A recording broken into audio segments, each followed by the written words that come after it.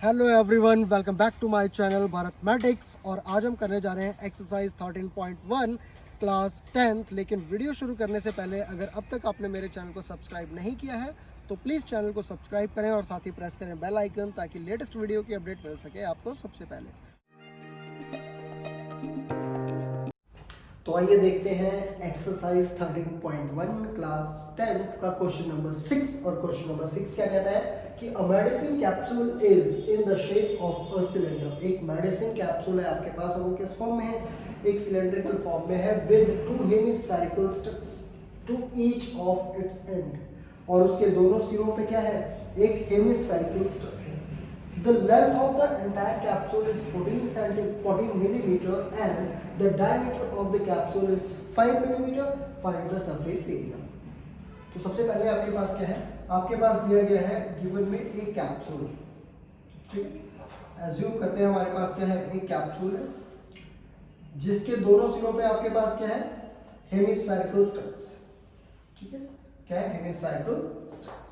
तो ये आपके पास एक कैप्सूल है जिसके दोनों सिरों पे हमारे पास क्या है? हेमिस्फेरिकल स्ट्रिप्स हैं। ये मान लिया हमने, एक हेमिस्फीयर हमारे पास ये है और एक हेमिस्फीयर हमारे पास ये है। ठीक है, two ends clear.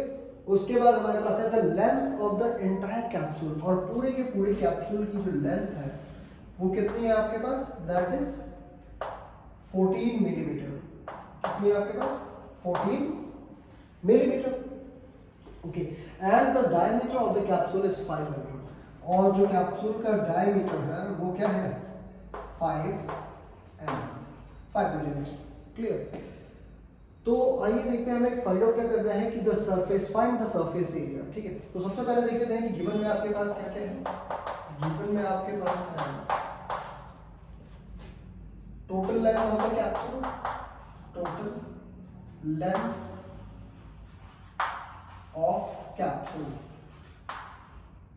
Total length of capsule है आपके पास 14 मिलीमीटर, जैसा कि यहाँ पे दिखाया गया है। ठीक है, उसके बाद आपके पास है diameter of the capsule, diameter of capsule ये है आपके पास 5 मिलीमीटर। अब आपको पता है अगर डायमीटर हमारे पास 5 मिलीमीटर है तो रेडियस आपके पास कितना हो जाएगा? तो रेडियस आपके पास आ जाएगा diameter upon 2, what it means 5 upon 2 millimeter means 2.5 something। Clear? Okay, उसके बाद आपको देखना है कि ये हमारे पास जो टोटल सरफेस एरिया, देखो बोल क्या रहा है? Find the surface area of capsule, total capsule का। ठीक है, तो अगर हम सरफेस एरिया ऑफ कैप्सूल देखते हैं तो हमारे पास देखो क्या रहता है। हम देखते हैं सबसे पहले इसका हमारे पास है क्या, तो surface area of capsule, surface area of capsule. और सरफेस एरिया ऑफ कैप्सूल क्या है? तो ये कैप्सूल है, ये दो चीजों से मिलकर बना हुआ है। कौन कौन सी? एक तो आपके पास सिलिंड्रिकल पार्ट है, क्लियर, और प्लस आपके पास दो हेमिस्फीयर है। ठीक है, तो सरफेस एरिया ऑफ कैप्सूल क्या हो जाएगा? सरफेस एरिया ऑफ सिलेंडर और plus surface area of two hemisphere.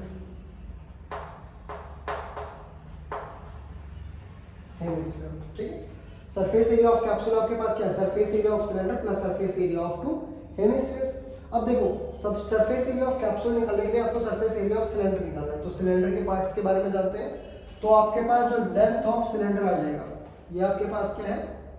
Radius कितना है? 5/2। 5/2 को अगर हम डिवाइड करते हैं हमारे पास क्या होता है? 2.5। ठीक, 2.5। ठीक, तो अगर ये हमारे पास 7 है तो यहाँ से यहाँ तक कितना आ जाएगा? 2.5।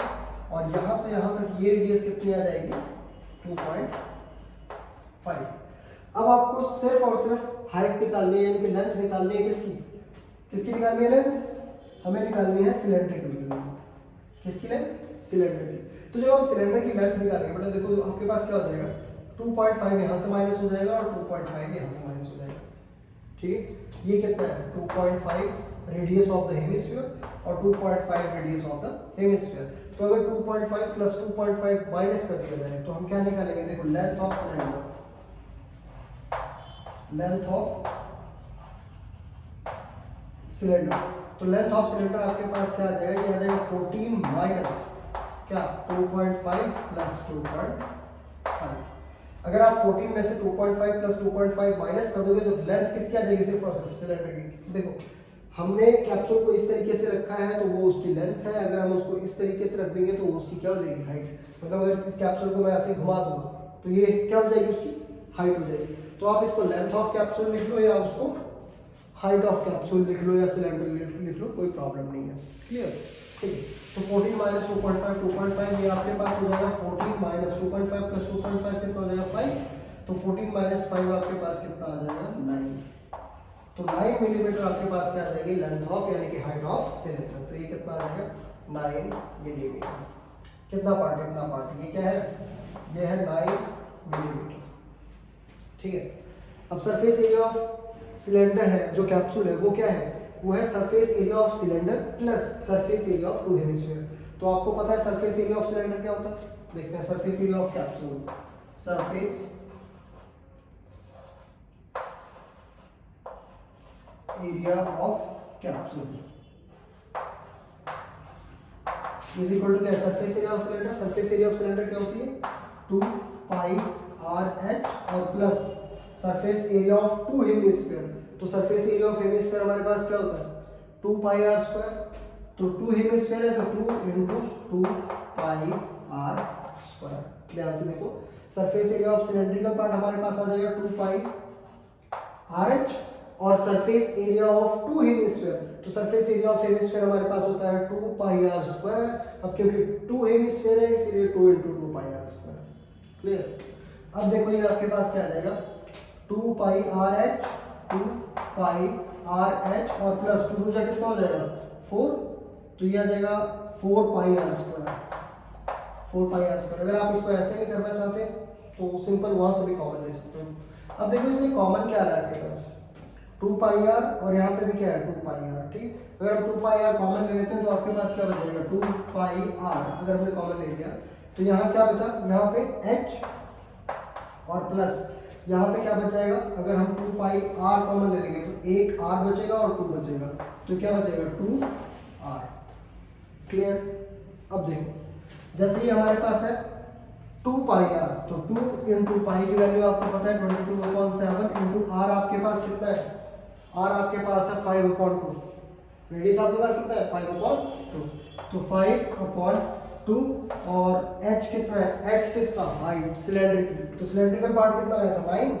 तो ये देगा 9 प्लस अब 2r तो 2 इंटू आर कितना है 5/2। 5/2 तो 2 से 2 क्या हो जाएगा कैंसिल। और ये आपके पास क्या आ जाएगा, चलो इधर देख लेते हैं। ये आपके पास आ जाएगा 2, ये आपके पास आ जाएगा अगला स्टेप है ना, ये क्या आ जाएगा सॉरी इक्वली रहेगा बेटा, इक्वली रहेगा ये है ना। दिस इंप्लाइज नहीं आएगा यहाँ पे, इक्वलिटी का निशान चलेगा। क्यों, क्योंकि हम क्या फाइंड आउट कर रहे हैं, हम फाइंड आउट कर रहे हैं सरफेस एरिया ऑफ कैप्सूल। ठीक, तो अगर हम सरफेस एरिया ऑफ कैप्सूल जो है वो इसके बराबर है, इसलिए अगर हम नेक्स्ट स्टेप पे चलेंगे तो हम दिस इंप्लाइज का निशान लगाते हैं। क्लियर। ओके, तो ये आपके पास क्या आ जाएगा 2 इंटू 22, यहाँ वही चल जाएगी सरफेस एरिया ऑफ कैप्सूल। ठीक है, तो ये आपके पास क्या आ जाएगा सरफेस एरिया ऑफ कैप्सूल आपके पास देखो क्या आ रहा है 2 इंटू 22/7 इंटू 5/2 और ये आपके पास आ जाएगा 9 प्लस 5। तो देखो 2 से 2 क्या हो जाएगा कैंसिल, 22/7 इंटू 5 और इंटू 9 प्लस 5 कितना हो जाता है 14। तो 7 1 7 7 2 14। ठीक है, अब 22 5 का कितना होता है 110 और 110 2 का कितना हो जाएगा 220। तो ये आ जाएगा 22 इंटू 5 इंटू 2, तो 5 2 का कितना हो जाएगा 10, तो 22 इंटू 10 तो ये हमारे पास आ जाएगा 220 मिलीमीटर स्क्वायर। ये आपके पास आंसर आ जाएगा। ठीक है, क्योंकि हमें किसका एरिया फाइंड आउट करना था, हमें सरफेस एरिया फाइंड आउट करना था कैप्सूल का। सो the surface area of the capsule is 220 millimeter square. Clear? देखो क्या किया, हमारे पास है कि medicine capsule is in the shape of a cylinder with two hemispherical stuck to each of its end. The length of the entire capsule is 14 mm and the diameter of the capsule is 5 mm. Find the surface area.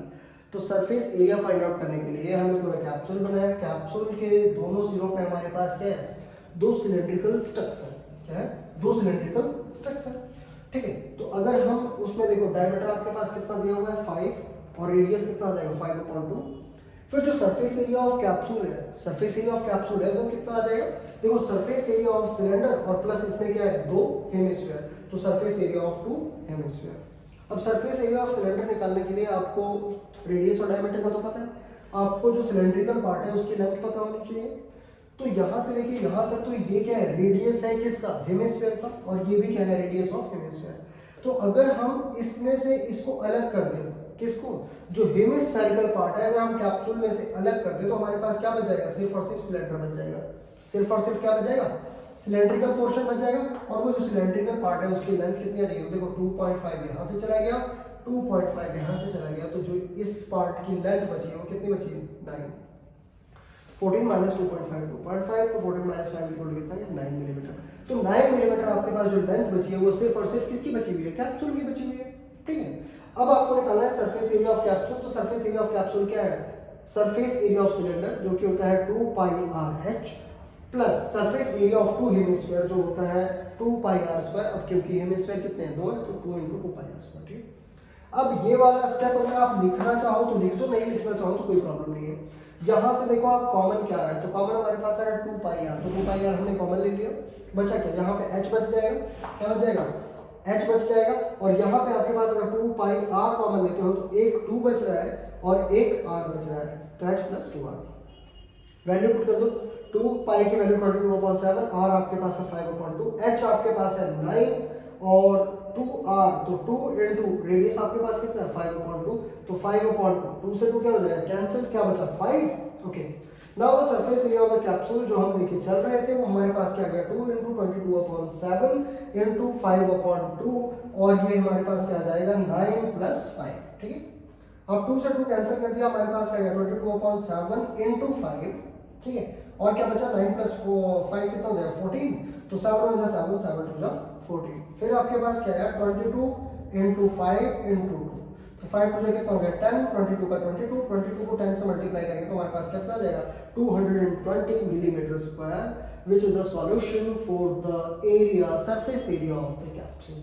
ठीक, तो it's very easy to do. Pause the video to note down. ठीक है, and thank you so much for watching my videos.